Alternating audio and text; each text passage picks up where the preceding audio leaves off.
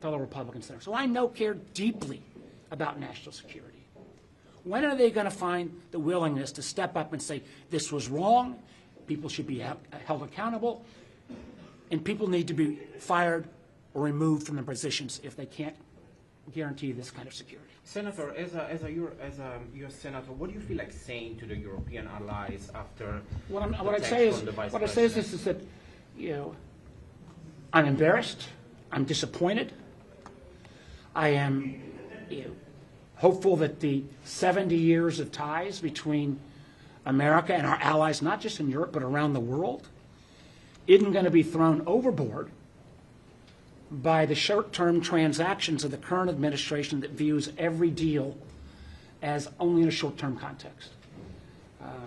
We're not. I just can't imagine. You know, let's take Russia. You know, the fact that in Europe we've stood united against the Soviet Union, then Europe, and then the Soviet Union. We've stood united against the Soviet Union, and then Russia for 70 years. And now you've got United States siding with Russia and North Korea and other rogue states. It's not what I believe. I don't think what the vast majority of Americans want, an America alone. And I also, we have heard, I mean, I think if you've spent your career in the intelligence community, the CIA or the NSA, trying to figure out what bad things Putin is doing or the Russians are doing, and all of a sudden you've got this overnight change with no explanation that suddenly we want to be buddies with Russia and, you know, turn Canada into an enemy.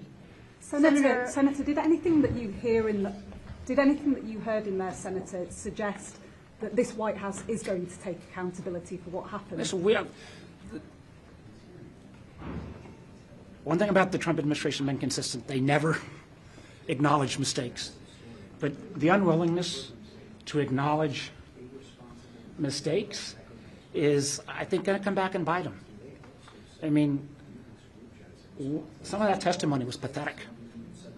Nobody believed that they didn't realize that putting this kind of information out would not be appropriate.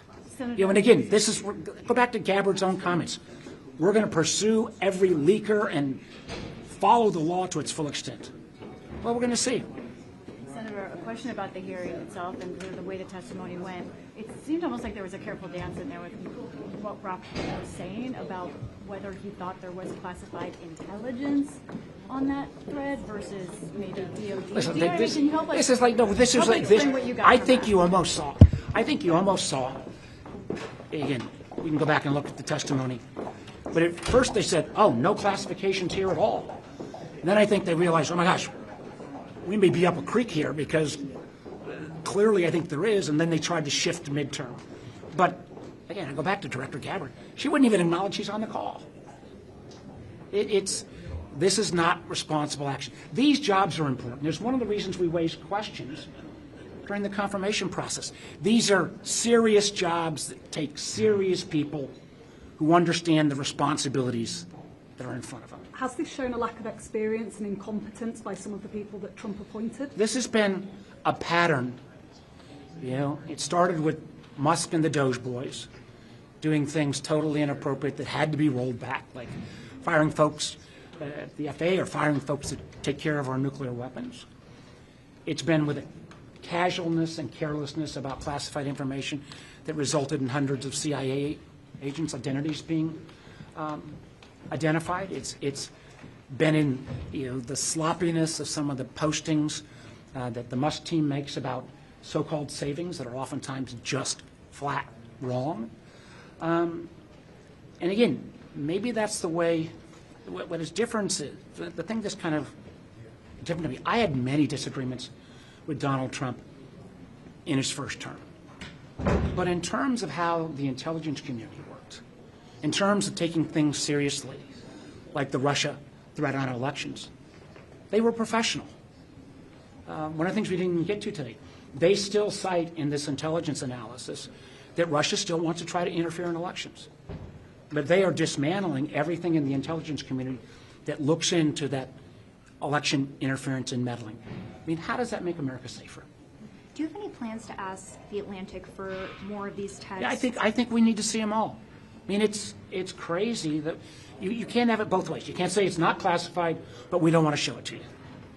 And I think it's going to come back.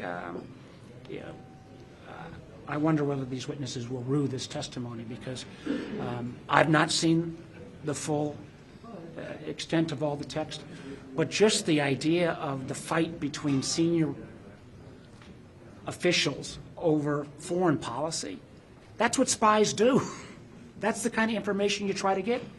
And the idea that there was such sloppy behavior that nobody even bothered to check, who's that other name on this chat? I mean, if that happened, you guys are journalists.